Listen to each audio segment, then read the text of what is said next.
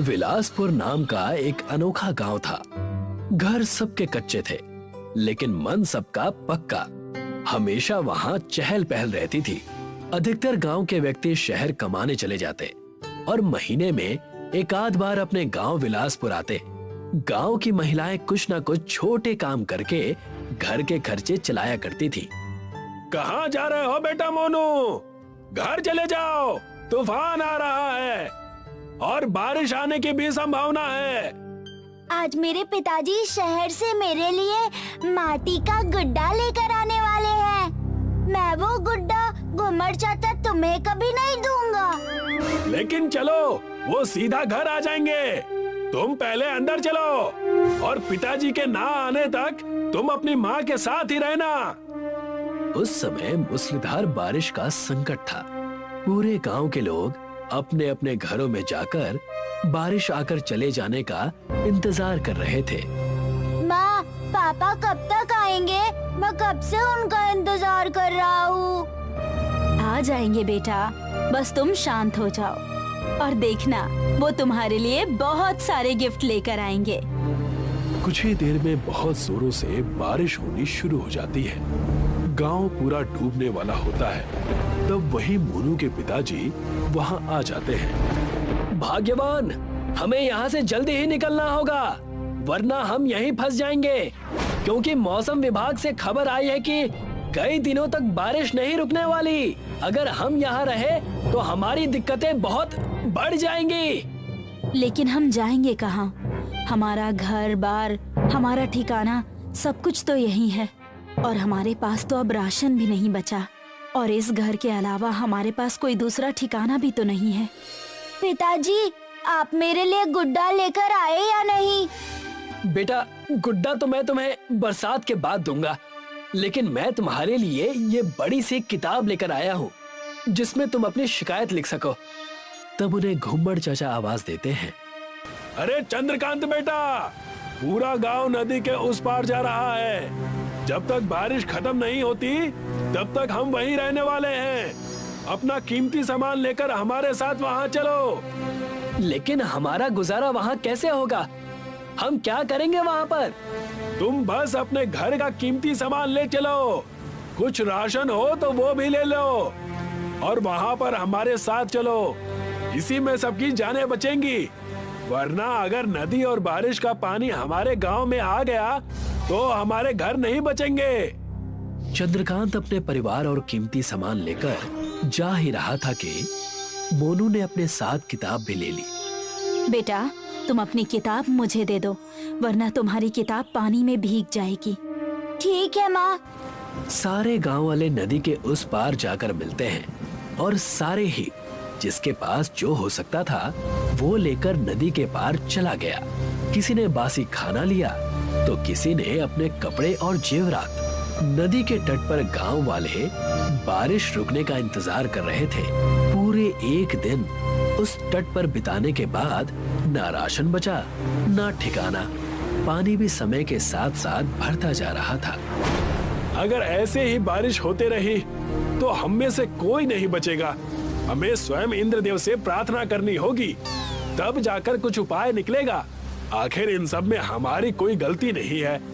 हे इंद्रदेव, कृपा करें। हमारे साथ बच्चे बूढ़े भी हैं। कृपा करें, उन बेचारों के प्राण संकट में हैं। उनकी प्रार्थना सुनकर एक बड़ा सा उजाला आता है और इंद्रदेव प्रकट होते हैं। इस वर्षा का कारण स्वयं पृथ्वी के लोग हैं। इसमें मैं तुम पर वर्षा रोककर कृपा तो नहीं कर सकता, लेकिन तुम्हें बचा जरूर सकता हूँ। तुम्हारे पुत्र के पास एक कागज की किताब है। उस कागज की किताब से वो जितने भी घर बनाएगा वो बड़े हो जाएंगे और बारिश में भीगेंगे भी नहीं। जैसे ही वर्षा खत्म होगी सारे घर समाप्त हो जाएंगे। इतना कहकर इंद्रदेव वहां से चले गए और मोनू ने कई सारे कागज के घर बनाए।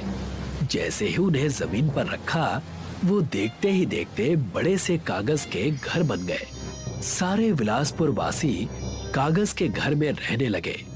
बारिश अब भी जोरों से चल रही थी। माँ, मुझे बहुत जोर से भूख लगी है, कुछ खाने को दो ना। इतनी तेज बारिश में हमारे पास खाने को कुछ बचा नहीं है। हम क्या बनाकर खिलाएं जिससे बच्चों का पेट भर पाए। चंद्रकांत घुम्मड़ चाचा के कागज के कुटिया में जैसे तैसे चला जाता है।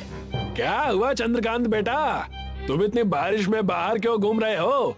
क्या बताऊं काका, मेरा बच्चा और पत्नी दोनों भूख से कराह रहे हैं। अगर हमने खाने का इंतजाम नहीं किया तो संकट ना आ जाए।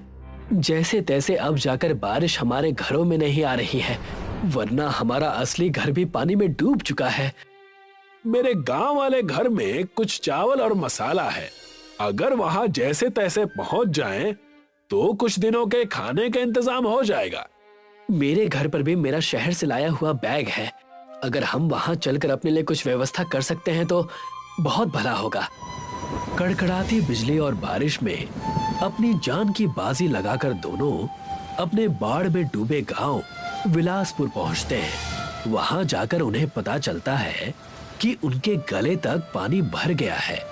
यहाँ तो पूरे गले तक पानी भरा हुआ है। कहीं हमारे घर का बचा खुचा राशन भीग गया होगा तो हम क्या करेंगे? हमारा यहाँ से लौट जाना ही ठीक है। नहीं, मैंने अपना राशन घर के ऊपर स्टील की टंकी में रखा हुआ है। अगर हम मेरे घर से वो टंकी ले चलें, तो हमारा काम बन जाएगा। रुकिए, मैं जाकर ले आता हूँ, आप यहीं ठहरिए। चंद्रकांत घुम्मड़ चाचा के घर जाकर, जो घर पानी से आधा भरा हुआ था, वहाँ से राशन की टंकी ले लेता है। घुम्मड़ चाचा और चंद्रकांत सारा राशन लेकर कागज के गांव पहुँचते हैं। उनके हाथ में राशन देखकर पूरे गांव वाले बेहद खुश हो जाते हैं। इस चावल से हम खिचड़ी बनाकर खा सकते हैं। इससे हम कुछ दिन और यहाँ अच्छे से बिता लेंगे और सबका पेट भी भर जाएगा। पूरे 2 दिन बीतने के बाद बारिश हल्की कम हो जाती है। लगता है बारिश बंद होने वाली है। अगर ऐसा होगा तो हमारा विलासपुर गांव, वहां जाकर हम रहने लगेंगे। कुछ ही समय में बारिश बंद हो जाती है। सारे बेहद खुश हो जाते हैं। बारिश के बंद होते ही कागज का गांव इंद्रदेव के कहे अनुसार गायब हो जाता है। सारे अपने गांव विलासपुर पहुंचकर पानी कम होने का इंतजार करने लगते हैं। अरे देखो, कच्चे घर इतने भीगने के बाद भी नहीं डूबे। ये जरूर इंद्रदेव की महिमा है। ये, अब मैं अपने असली घर में रहूंगा। हाँ बेटा, तुम अब यहाँ पर रहोगे। सारे गांव वाले अपना घर अच्छा पाकर खुशी खुशी विलासपुर में जीवन व्यतीत करने लगते हैं।